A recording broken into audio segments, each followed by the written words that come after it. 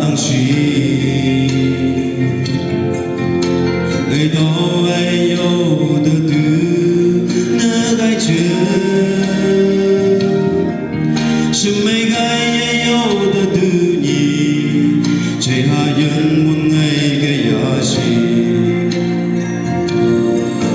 lòng yêu nữ ai mà đi yêu nữ gai ngày nào về sự nữ nghi ngày cái giá trị sa sông y han cứ ya lăng xì thơ ba sương ngày xì ngày nâng cờ muốn buông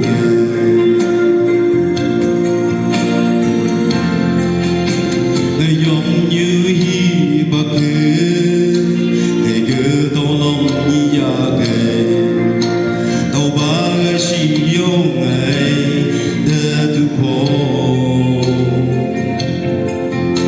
ngày tàu ấy từ chiều mà cứ hát khí hào mây ca gắng từng ngày mình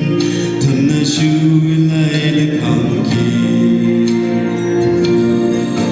lòng yêu nữ ai mà yêu nữ gai ngày nào về sự nơi nghi ngày kia nhà chị sa sông y han cứ ya lăng xì thơ ba sương ngày xì ngày nâng cờ muốn buông nhẹ